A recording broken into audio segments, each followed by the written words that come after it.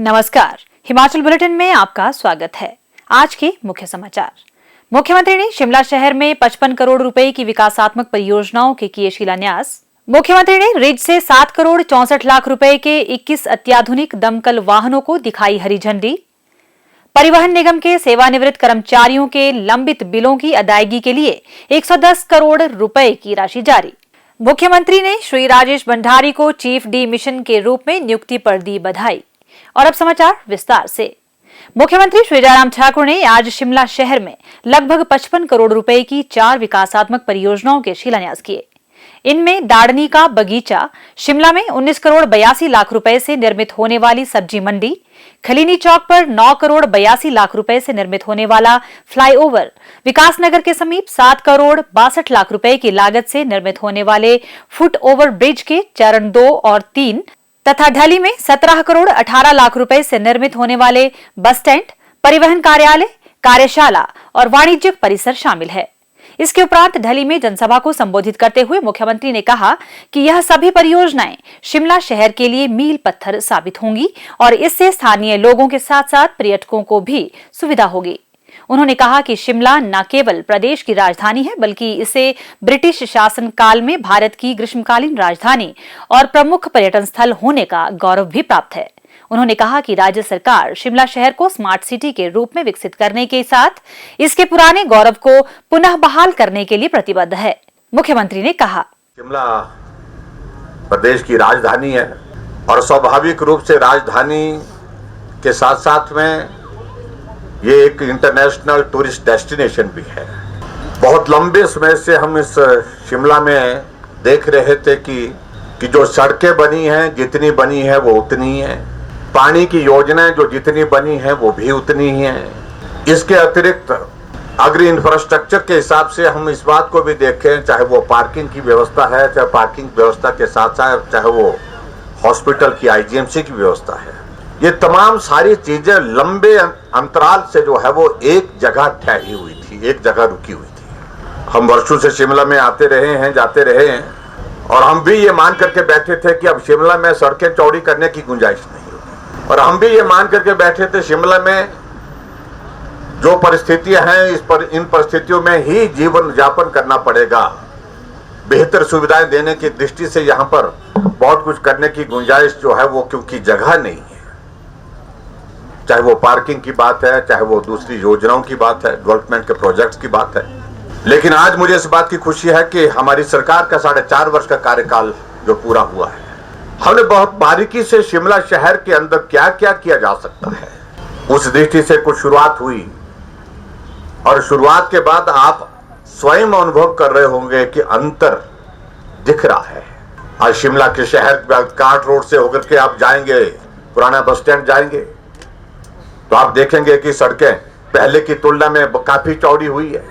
आप इस बात को देख रहे हैं कि रास्ते में पैदल चलने के लिए अलग से ट्रैक बना करके रास्ता वही कॉल अलग से सुविधा शिमला शहर के अंतर्गत काफी बड़ी एक सुविधा उपलब्ध कराने की कोशिश हुई है। इस बात को भी देख रहे हैं कि शिमला शहर में वाटर सप्लाई का कितना बड़ा संकट आ गया था जब हमारी सरकार को बने हुए मात्र 3 महीने हुए थे और शिमला में पानी नहीं था और राष्ट्रीय खबर नहीं अंतर्राष्ट्रीय स्तर पर उसका शोर पड़ा। लेकिन हमने उसी दिन तय किया कि अगले साल तक शिमला शहर में पानी का संकट जो है वो हमेशा हमेशा के लिए समाप्त करना है। हमने 70 करोड़ की चाबा की स्कीम जो है वो अप्रूव की और 9 महीने में उसको बना करके तैयार किया।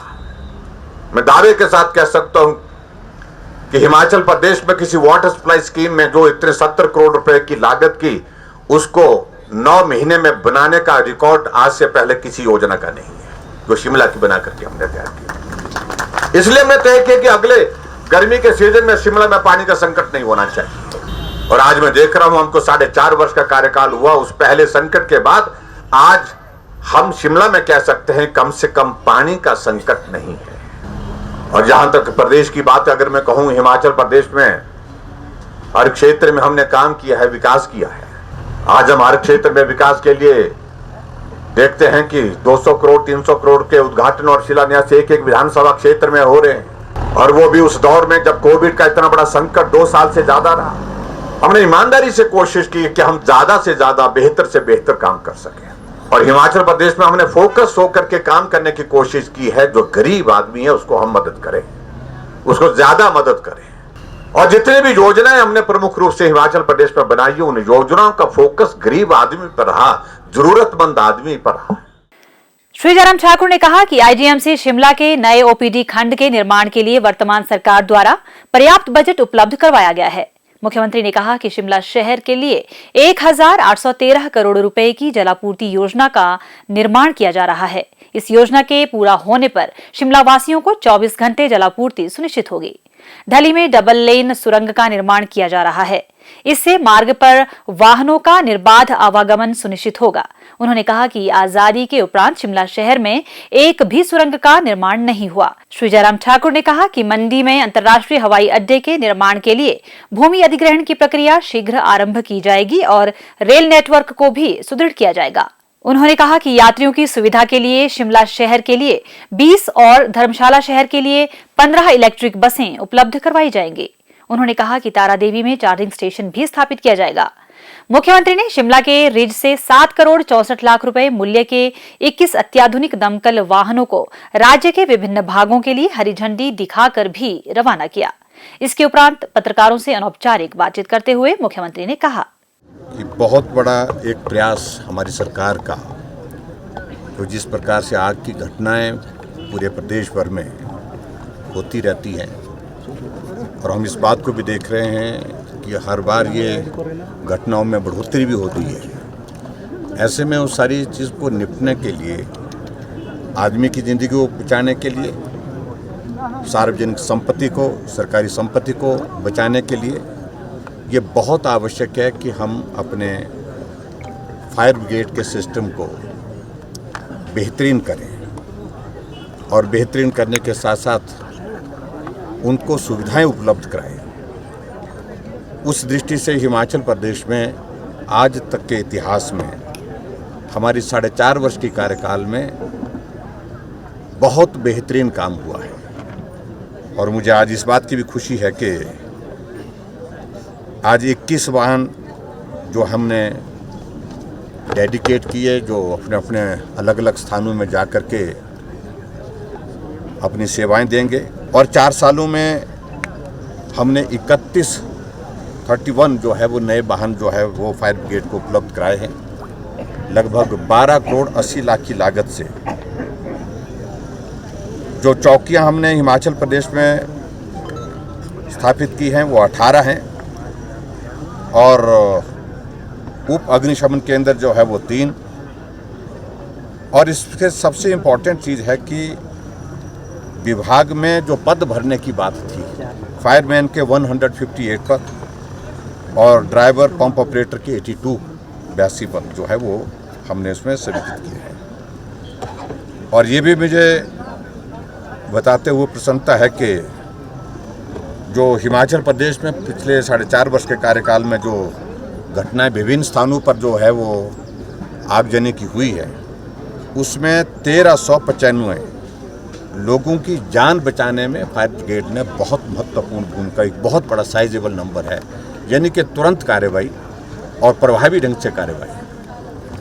और उसमें सबसे ज़्यादा ज़रूरत ये थी कि जब फायर ब्रिगेड का स्टेशन हमारे पास दूर होता था और कहीं दूर दराज के इलाके में, ग्रामीण क्षेत्रों में आग लग जाती थी, फायर टेंडर पहुंचने में बहुत ज़्यादा देर हो जाती थी, तब तक के लिए गांव जल जाता था। ऐसे में हमारे अलग अलग स्थानों पर फायर स्टेशन, सब स्टेशन इस तरह से हम खोलते जाएं ताकि अगर घटना घटित होती है तो तुरंत जो है आधे घंटे 40 मिनट 50 मिनट के अंतराल में ही वहाँ पर उस आग को काबू पाने के लिए जो प्रयत्न किए जा सके। मुख्यमंत्री श्री जयराम ठाकुर ने आज शिमला में बताया कि हिमाचल पथ परिवहन निगम के सेवानिवृत्त कर्मचारियों के पिछले कुछ वर्षों से लंबित डेथ कम रिटायरमेंट ग्रेच्युटी तथा लीव इनकैशमेंट बिलों की अदायगी के लिए प्रदेश सरकार ने परिवहन निगम को 110 करोड़ रुपए जारी किए हैं। उन्होंने कहा कि इससे निगम के 1143 पेंशनर्स लाभान्वित होंगे। मुख्यमंत्री ने कहा कि इस वर्ष मार्च महीने में आयोजित बैठक में पेंशनर्स कल्याण मंच के पदाधिकारियों ने उन्हें इस मामले से अवगत करवाया था। श्री जयराम ठाकुर ने कहा कि निगम ने इस वर्ष अप्रैल माह के दौरान सेवानिवृत्त कर्मचारियों को पेंशन जारी की है, जो पूर्व में 6 से 7 महीने के विलंब से जारी होती थी। मुख्यमंत्री ने कहा कि प्रदेश सरकार ने वर्ष 2021-22 में हिमाचल पथ परिवहन निगम को वेतन और पेंशन की अदायगी के लिए 674 करोड़ रुपए की आर्थिक सहायता प्रदान की है। उन्होंने कहा कि यह राशि पूर्व में दी गई राशि से लगभग दोगुनी है। मुख्यमंत्री श्री जयराम ठाकुर ने आज शिमला में हिमाचल प्रदेश ओलंपिक संघ के महासचिव राजेश भंडारी को इस वर्ष इंग्लैंड के बर्मिंघम में 28 जुलाई से 8 अगस्त तक आयोजित होने वाली राष्ट्रमंडल खेलों में भारतीय दल के साथ चीफ डी मिशन के तौर पर नियुक्ति के लिए बधाई दी है। उन्होंने कहा कि यह गर्व का विषय है कि हिमाचल के बेटे को यह सुअवसर प्राप्त हुआ है।